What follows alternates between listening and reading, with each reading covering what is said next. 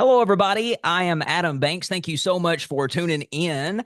I am happy to be joined by the former superintendent of Knott County Schools, Mr. Brent Hoover. Mr. Hoover and I go way back. He actually taught me when he was a teacher in high school. The course was Business Principles. And Mr. Hoover, I think you would be happy to know that a lot of the things that you taught me in class is still relevant today. For instance, you taught me about inflation and you taught me of how that worked and all the ins and outs of that. And boy, oh boy, is inflation ever in the forefront of our minds today.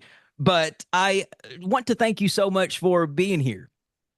Thank you for having me, Adam. I really appreciate it. Just so good to get to have a good conversation with you. I really think a lot of you. Now, where are you broadcasting from? Are you in Beaver Creek right now? I'm in Beaver Creek in my garage, my new workplace. Yeah, it looks like a very nice place you got there. So, what does Mr. Hoover like to do in his spare time when he's not running a county full of schools? Oh, that's a tough question. I have a lot of hobbies, Adam. As you can see in the background there, I have a '65 Mustang and I have a couple boats in here, and I've got a motorcycle. So when getting ready to load that motorcycle up and hopefully head south after this hurricane does what it's going to do, and spend some time down south. So looking forward to that. But I keep myself busy. I have too many hobbies, way too many hobbies. Hey, there is no such thing as too many hobbies. So, Mr. Hoover, you have been an educator for years. When was it in your life that you knew you wanted to go into education, and what was that moment like for you? So, Adam, I think when I was pretty much undecided when I started college and had to go through some growing pains, but I love learning. I still love learning. I find myself a new research project every winter. I haven't found it yet for this coming winter. Um, Last year it was electricity. The year before that it was the history of June Buchanan. The year before that I had a Harry Caudle. I don't know if you're familiar with the author Harry Caudle. He was the author of Night Comes to the Cumberland. And I love learning new things regardless. I mean, it's just, I'm very random. And from that, I developed a huge interest in going into education. When you stop learning, you're in trouble. One of my favorite quotes ever that I still just keep close to me is if you are the smartest person in the room, you are in the wrong room. I love that. I've heard that too. And I totally agree. So Totally agree. let's talk about your background in education. Where and what specifically did you study? So let's start with your bachelor's degree. Where did you go to school and what did you get your bachelor's in? I went to school at Morehead State University. I was there for a number of years, and I got a degree in business education and with a computer minor. And from there, I started my teaching career at Emelina Elementary, and I taught at Emelina for 3 years. And while at Emelina, I completed a master's in guidance counseling, and then I transferred to Knott Central in the fall of '98 and began teaching there. I completed a master's in school administration, and I was there for, I'd have to do the math on it, 12 years. And then I was hired at the Board of Education in 2009 as technology director. I later became transportation director and instructional supervisor. And somewhere in between, I completed another master's degree in instructional supervision. So you taught in the classroom for many, many years, and everybody seemed to love you. You seemed to really enjoy your job. Was it hard for you to leave the classroom?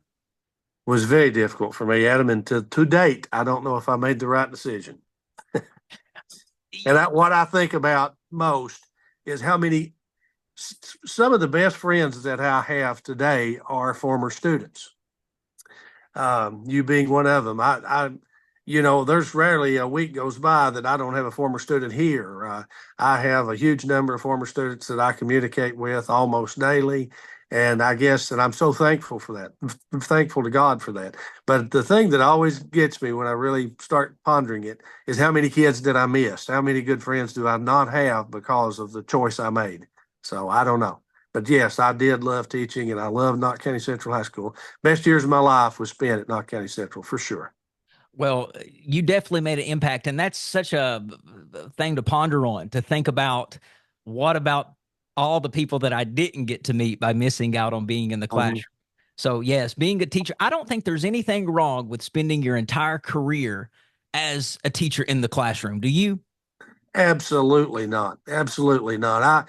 One of the people that I have studied a lot and have followed a lot is Steve Jobs. I mean, was a huge, huge fan. And in 2005, he did a speech that I listened to a couple or a few times a year. But in that speech, he said he's speaking to graduates, and he had bestowed upon him an honorary doctorate degree and at Stanford University.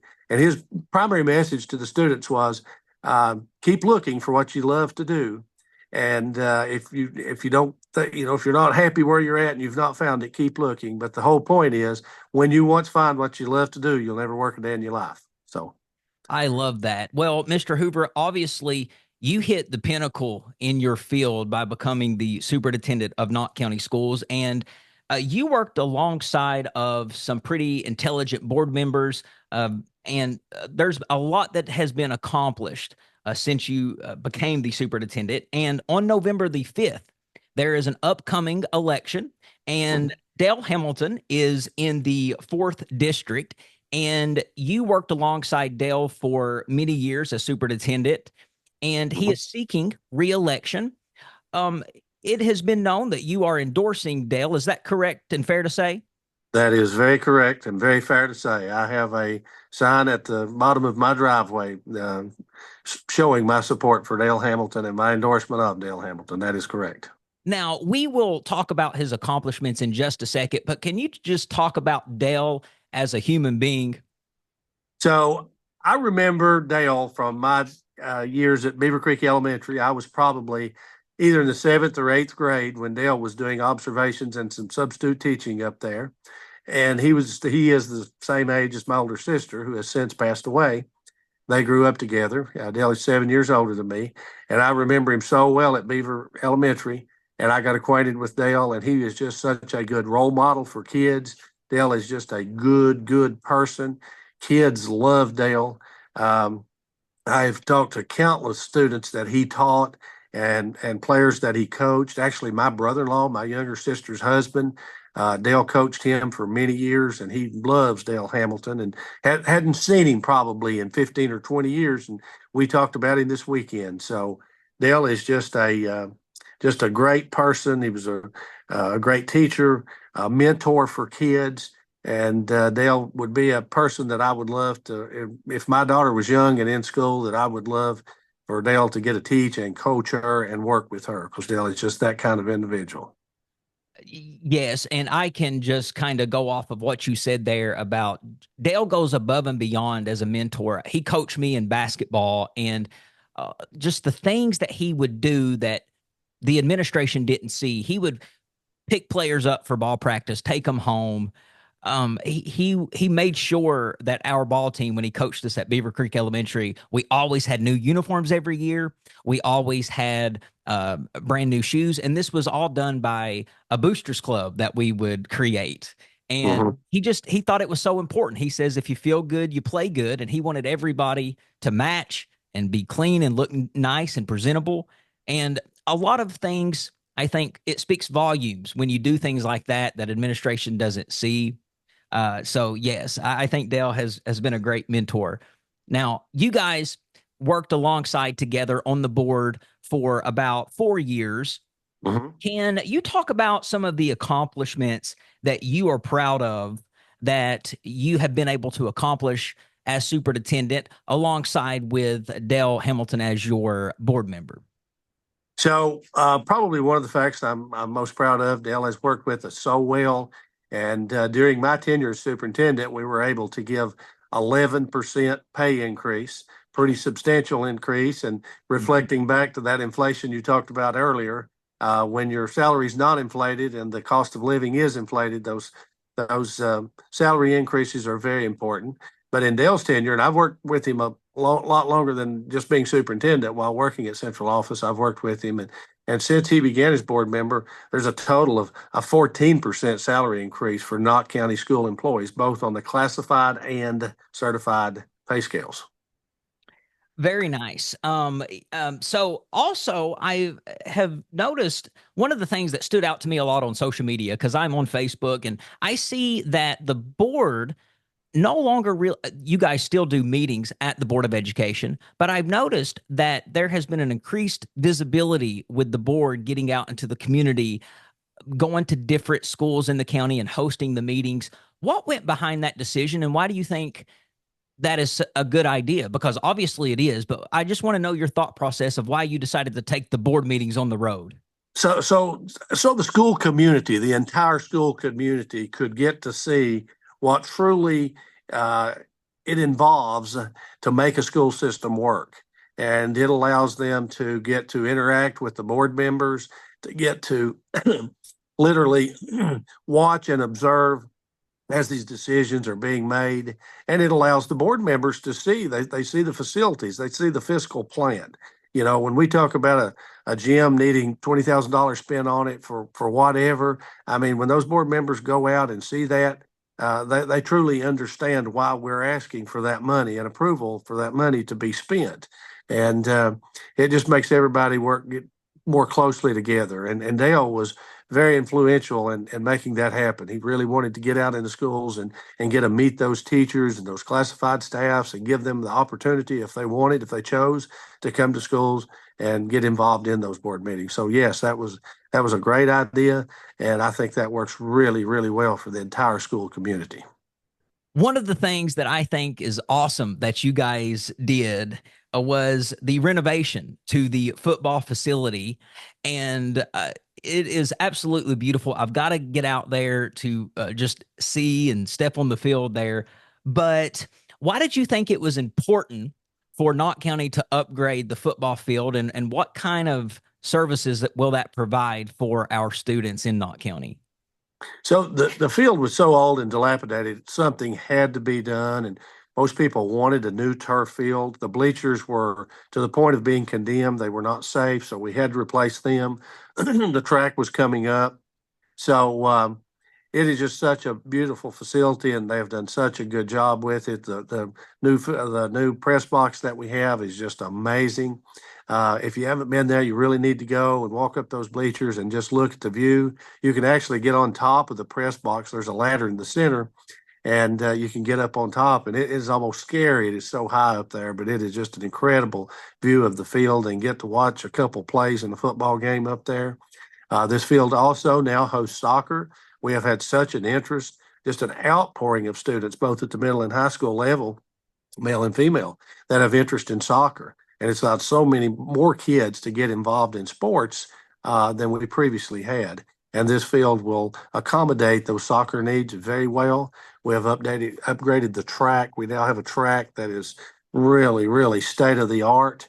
I do anticipate having more kids come out for track. We've seen a significant increase in the number of kids coming out for football to get a play on that new turf field and interact on that field, because it's just amazing. And if you've never walked across a turf field, I mean, it's incredible, the feel to walk across it.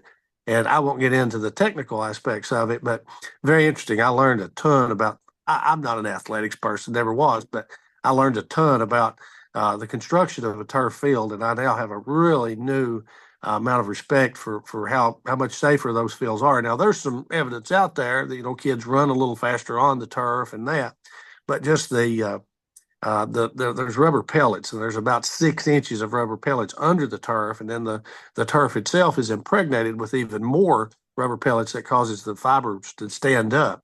But all of that, when you go down, it's nothing like going down on solid dirt. Or when that field was constructed, I have a brother-in-law who he actually scored the first winning touchdown on Knott County Central's football field. And but to hear him talk about getting tackled on that field, and it still had big rocks on it at that time. So he says he still has places on his bodies from those rocks that he was tackled on. Listen, I went to Knott Central in 2000 and let's see, it was 2002 to 2006. And I've been on that old field. That was pretty much just like a backyard of Yeah. somebody's Yep. house. Mm-hmm. So A great improvement. And just to be clear, it's not just for the use of the high school. Our middle school students can use it. The elementary school students, if needed, they can use that field as well as for the whole county. Yep. I think that's fantastic. A lot of people just think sometimes, oh, it's just for the high school students. No, it's for the entire county. Hmm. So just one more thing here that I want to talk about to highlight is that Dale mentions on his social media page that classified and certified staff can now vote on the school calendar. Can you talk a little bit more about why that's important? So, and Dale was instrumental in that as well. And as we said earlier, Dale's a former classroom teacher. So he fully understands, the how significant that calendar is and what an impact that it has on the kids.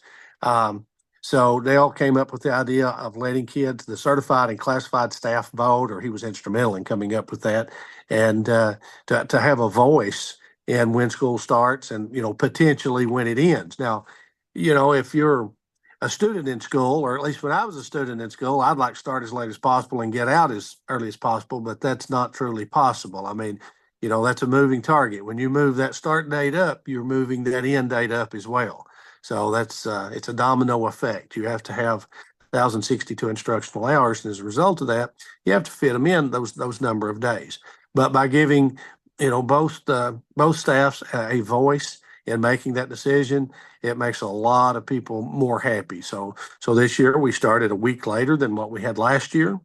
I don't know what the calendar committee will do next year, but at the same time, we've had pretty mild winters for the last few years. I do remember as transportation director one year missing 31 days, and boy, you're sweating bullets when you get up there on day 29, 30, 31 because you're pushing that end date up in June. And I mean, when you start talking about June 10th, June 12th, people get real antsy, so they don't like that.